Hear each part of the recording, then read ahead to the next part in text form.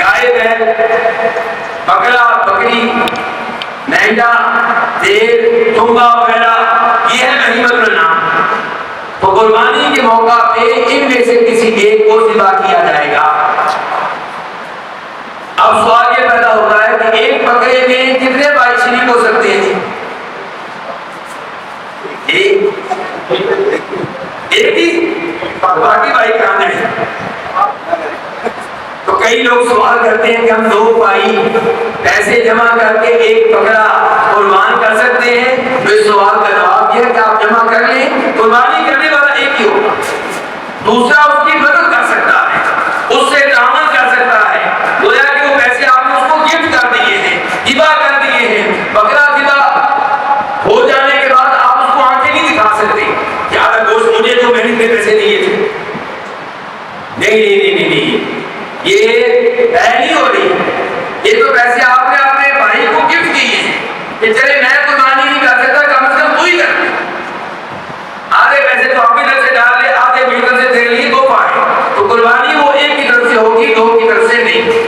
البتہ جب گھر کا سربراہ قربانی کرے گا، والد قربانی کرے گا، والد حیات نہیں تو بڑا بھائی قربانی کرے گا، تو گھر کے سبھی افراد اس میں داخل ہو جائیں گے۔ ایک بکرا پوری فیملی کی طرف سے انشاءاللہ کافی ہوگا۔ اگر سب کا کچن ایک ہے، خرچہ ایک ساتھ کرتے ہیں، تو ایک بکرا یا اونٹ میں یا گائے میں بیل میں ایک حصہ سب کی طرف سے کافی ہے۔ ابو ایوب انصاری سے مسئلہ پوچھا گیا، صحابی ہے میزبان رسول صلی اللہ علیہ وسلم، تو فرمانے لگے کہ نبی علیہ السلام کے زمانے میں ایک گھرانے کی طرف سے ایک بکرا کافی ہوتا تھا، اس لیے ایک بکرا کافی ہے۔ اگر مرد الگ کماتا ہے اور بیوی الگ جاب کرتی ہے تو پھر ہاں جی بتائیں جی پھر کیا ہوگا؟ جی یہ کافی ہے؟ جی ہاں ایک کافی ہے، ایک کافی ہے، لیکن افضل کیا ہے؟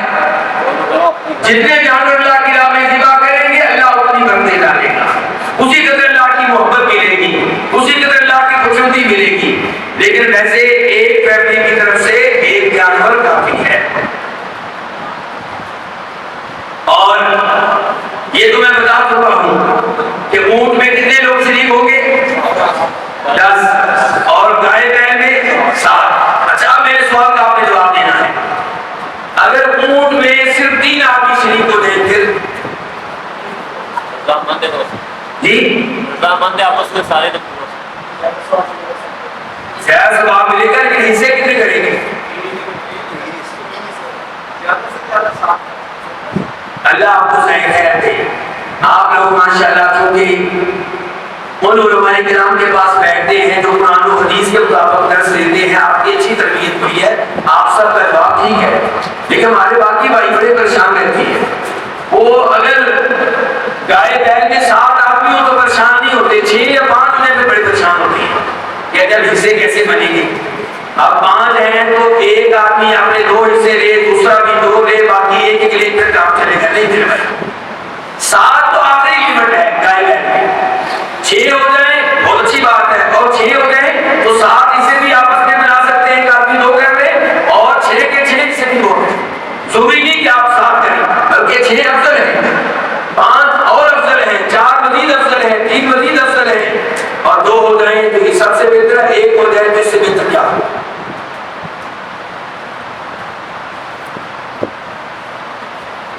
اب آتے ہم جانوروں کی عمر کی طرف۔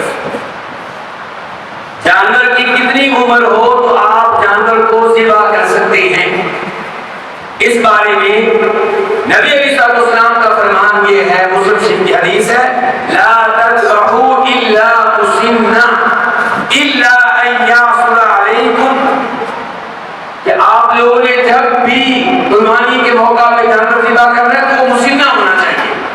مسنہ کس کو کہتے ہیں؟ جس کے دودھ کے سامنے والے 2 دانت گر چکے ہو، دودھ والے 2 دانت گر چکے ہیں۔ عمر کتنی ہو، عمر سے ہمیں کوئی لینا دینا نہیں۔ علماء کرام نے اندازے سے ان کی عمریں ذکر کی ہیں، لیکن عمر آگے پیچھے ہو سکتی ہے۔ مثال کے طور پہ علماء کرام نے کہا کہ وہ گائے ذبح ہوگی، وہ بیل ذبح ہوگا جس کی عمر 2 سال ہو، تیسرے میں داخل ہو جائے، اونٹ وہ جس کی عمر 5 سال ہو، چھٹے میں داخل ہو جائے۔ لیکن اہم بات کیا ہے؟ دانتوں کا گرنا۔ بکرے کا بھی یہی معاملہ ہوگا، 2 دانت گر جائیں گے، لیکن نبی علیہ السلام نے اتنی نرمی فرمائی ہے کہ آپ نے کہا کہ اگر آپ لوگوں کو 2 دانتا جانور نہیں ملتا تو پھر آپ بھیڑ میں سے، بھیڑ کی جنس سے وہ جانور بھی ذبح کر سکتے ہیں جو کھیرا ہے، جو 2 دانتا بھی نہیں ہوا، لیکن کھیرا جانور آپ بکرے کی جنس سے ذبح نہیں کر سکتے، گائے کی جنس سے کھیرا ذبح نہیں کر سکتے۔ کھیرا ذبح کرنے کی گنجائش نبی علیہ السلام نے دی ہے بھیڑ کی شکل میں، دمبے کی شکل میں، مہنگے کی شکل میں، اور یہ بھی تب ہے آپ نے شرط لگائی ہے، شرط یہ ہے کہ تمہیں 2 دانتا حاصل کرنے میں مشکل پیش آتی ہے، مارکیٹ میں دستیاب نہیں ہے 2 دانتا جانور، یا 2 دانتا جانور خریدنے کے لیے آپ کی جیب میں مال نہیں، تو مجبوراً بھیڑ کی جنس میں سے، دمبے کی جنس میں سے آپ کو کھیرا جانور ذبح کرنے کی اجازت ہے، ورنہ 2 دانتا ہونا یہ ضروری ہے۔ اب آتے ہیں ان عیوب کی طرف جن عیوب سے قربانی کے جانور کو پاک ہونا چاہیے۔ تو اس معاملے میں جو مین حدیث ہے، بنیادی حدیث ہے، براء بن عازب اس کے راوی ہیں، صحابی ہیں، کہ فرمایا نبی علیہ السلام نے، اور حدیث کا مفہوم یہ ہے کہ جانور قربانی کا ایسا نہیں ہونا چاہیے جو بہت بیمار ہو، اتنا بیمار ہو کہ بیماری بالکل واضح ہے، ایسا جانور قربانی میں نہیں چلے گا، یا اتنا کمزور ہے کہ اس کی ہڈیوں میں غدہ ہی نہیں ہے، روغن ہی نہیں ہے، تو یہ جانور بھی قربانی میں نہیں چلے گا۔ تیسرے نمبر پہ وہ جانور جو لنگڑا ہے، اس کا لنگڑا پن بالکل واضح ہے، لنگڑا پن بالکل واضح ہے تو وہ بھی قربانی میں نہیں چلے گا، اس کا مطلب ہے کہ ہلکا پھلکا لنگڑا ہو تو کام چل جائے گا۔ چوتھے نمبر پہ وہ جانور جو کانا ہے اور اس کا کانا پن بالکل واضح ہے، تو یہ بھی قربانی میں کام نہیں آئے گا، قربانی کے طور پہ ذبح کرنا اسے جائز نہیں۔ اور اگر جانور دونوں آنکھوں سے اندھا ہو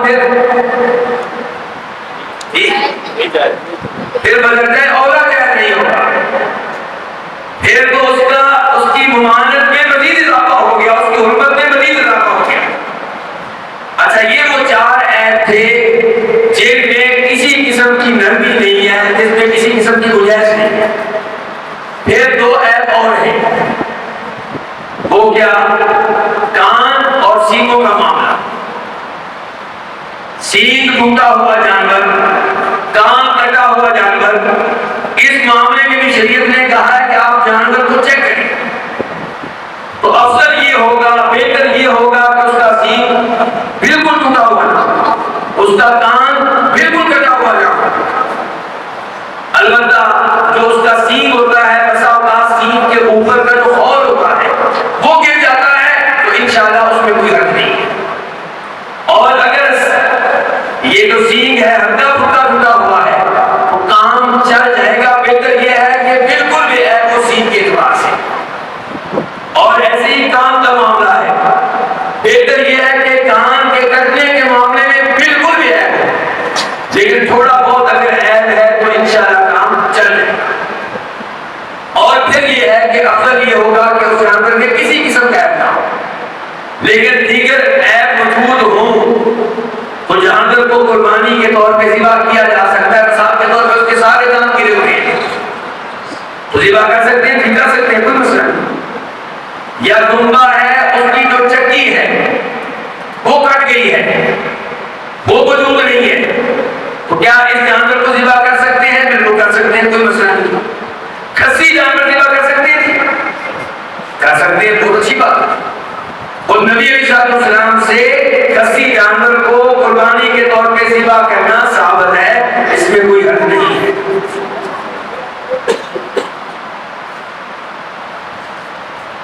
اور پھر میرے بھائیوں یہ مسئلہ کہ جس نے قربانی کرنی ہے ذی الحجہ کا چاند نظر آنے کے بعد اس کے اوپر پابندی لگ جائے گی. کیا پابندی؟ کہ اپنی داڑھی کو مونڈ، کبھی داڑھی کو مونڈ سکتے آپ، یعنی کہ پہلے بھی نہیں مونڈ سکتا تھا، اب بدلتے اولا نہیں مونڈ سکتا. اور جس میرے بھائی نے داڑھی رکھ لی 10 دنوں میں، انشاءاللہ اس کے بعد پھر وہ بیچی نہیں لگائے گا. پھر شرم ٹوٹ گئی کہ پھر انشاءاللہ ہم اس کو عید کے دن دیکھیں گے، اس کی داڑھی ہماری طرح ہوگی انشاءاللہ. اللہ تعالیٰ ہمارے بھائیوں کو اس مسئلے میں استقامت دے، اور میرے بھائیوں اس نیکی کو حقیر نہ جانیں. کئی لوگوں نے ہمارا ذہن خراب کر دیا ہے. وہ سمجھتے ہیں داڑھی رکھ لی تو اچھی بات ہے، نہ رکھے تو اتنا بڑا مسئلہ نہیں ہے جتنا مولوی کہتے ہیں. بھئی مولوی نہیں کہتے، نبیوں کے امام محمد رسول اللہ فرماتے ہیں صلی اللہ علیہ وسلم. تو بہرحال جب ذی الحجہ کا چاند نظر آ جائے تو اس کے بعد قربانی کرنے والے کو ناخن کاٹنے کی اجازت نہیں ہے. سر کے بال کے کسی اور جسم کے کسی بھی حصے کے بال کاٹنے کی اجازت نہیں ہے. جب جانور پہ چھری پھر جائے گی 10 تاریخ کو، تو چھری پھرنے کے فوراً بعد آپ بال کاٹ سکتے ہیں، ناخن کاٹ سکتے ہیں. پھر انشاءاللہ یہ پابندی آپ سے اٹھ جائے گی. اب یہاں پہ سوال یہ پیدا ہوگا کہ یہ پابندی صرف ایک آدمی کے لیے ہے یا پوری فیملی کے لیے ہے؟ کیوں نہیں؟ تو یہ فیملی بنیادی طور پہ ایک آدمی کے لیے ہے جو قربانی کر رہا ہے. گھر کا سربراہ جس کی طرف سے قربانی ہو رہی ہے، جیسا کہ پہلے میں مثال دی تھی کہ ایک گھر میں کئی ممبر ہوتے ہیں، قربانی کرنے والا ایک ہی ہوگا. تو اس لیے جو قربانی کر رہا ہے بنیادی طور پہ پابندی اس کے لیے ہے. اگر گھر والے بھی اس پابندی کا احترام کریں تو اچھی بات ہے، لیکن جو فرض اور واجب ہے وہ اس آدمی کے لیے ہے جو گھر میں سے قربانی کر رہا ہے. اچھا، میرے پاس آج ایک سوال آیا، اب اس کا جواب میں نے آپ سے لینا ہے. سوال یہ آیا کہ ایک بوڑھی خاتون ہے اور ان کی داڑھی مونچھوں کے بعد جو ہے وہ اگاتے ہیں، نکل آتے ہیں. وہ ہر 2-3 دن کے بعد یہ بال صاف کرتی ہے اور اس سال وہ خود پیسے جمع کر کے قربانی کرنا چاہ رہی ہے. اب یہ بتائیں داڑھی کے معاملے کا کیا بنے گا؟ جی مکلف نہیں ہے. جی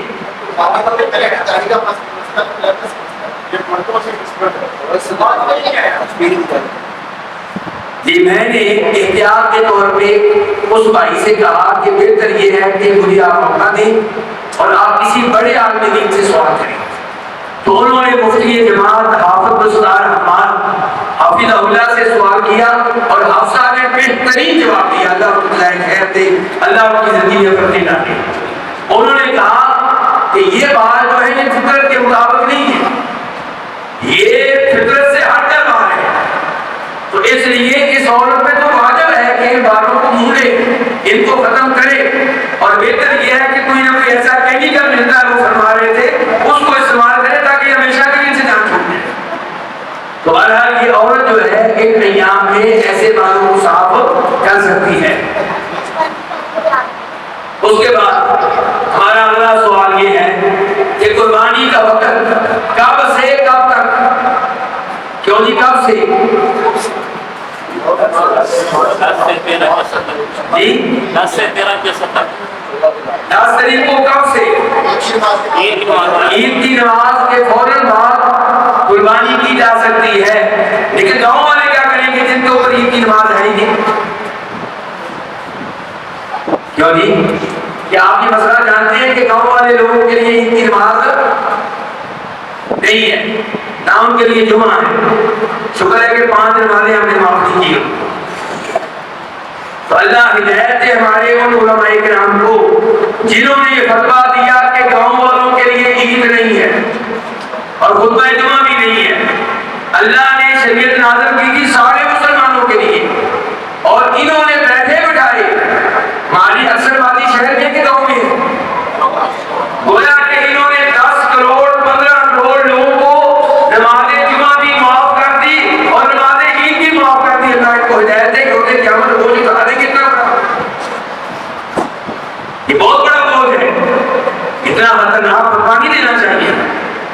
کہنے کا مطلب یہ ہے کہ گاؤں میں بھی عید ہوگی، شہر میں بھی ہوگی، گاؤں کے لوگ بھی عید کی نماز کے بعد ہی جانور ذبح کریں گے اور شہر کے لوگ بھی۔ نبی علیہ السلام کے زمانے میں صحیح حدیث ہے، ایک صحابی کہنے لگے اللہ کے رسول علیہ السلام آپ فرماتے ہیں کہ پہلا کام نماز عید ہے، قربانی بعد میں ہے، جبکہ میں تو قربانی کر کے آیا ہوں۔ میرے پڑوسی جو تھے وہ گوشت کے خواہش مند تھے، میں نے ان کے احترام میں جانور ذبح کیا تاکہ ان کے بچے گوشت کھا سکیں، اور میں جانور ذبح کر کے آیا ہوں، میرے لیے کیا حکم ہے؟ آپ علیہ السلام نے کہا کہ اس کی جگہ پہ کوئی اور جانور ذبح کرو بطور قربانی، اس کی جگہ پہ کوئی اور جانور ذبح کرو بطور قربانی۔ اور اس حدیث کو بھی کئی علماء کرام کے قریب بنایا ہے، اس مسئلے میں تو قربانی واجب ہے، ورنہ آپ علیہ السلام کہتے میرے صحابی چھوڑو رہنے دو، بات ختم ہو گئی۔ تو آپ نے کہا اس کی جگہ پہ کوئی اور جانور ذبح کرو، تو اس لیے نماز عید سے پہلے جانور ذبح کرنا درست نہیں ہے، غلط ہے۔ پہلے نماز عید ہے، اس کے بعد جانور ذبح کیا جائے گا، اور یہ قربانی جاری رہے گی 10، 11، 12، 13 تاریخ کو سورج غروب ہونے سے پہلے قربانی کے جانور پہ چھری پھیری جا سکتی ہے، اور یہ قربانی دن کو بھی کر سکتے ہیں، رات کو بھی کر سکتے ہیں، مرد بھی جانور ذبح کر سکتا ہے، عورت بھی کر سکتی ہے۔ ہمارے بھائیوں نے اپنی طرف سے عورتوں پہ پابندی لگا دی ہے کہ جانور ذبح نہیں کر سکتی، یہ پابندی خلاف شریعت ہے۔ جانور کبھی بھی عورت ذبح کر سکتی ہے، شریعت نے عورت کے جانور ذبح کرنے پہ کوئی پابندی نہیں لگائی۔ ابو موسیٰ اشعری رضی اللہ عنہ کی بیٹیاں خود جانور ذبح کیا کرتی تھیں، تو انشاءاللہ اس میں کوئی حرج نہیں ہے۔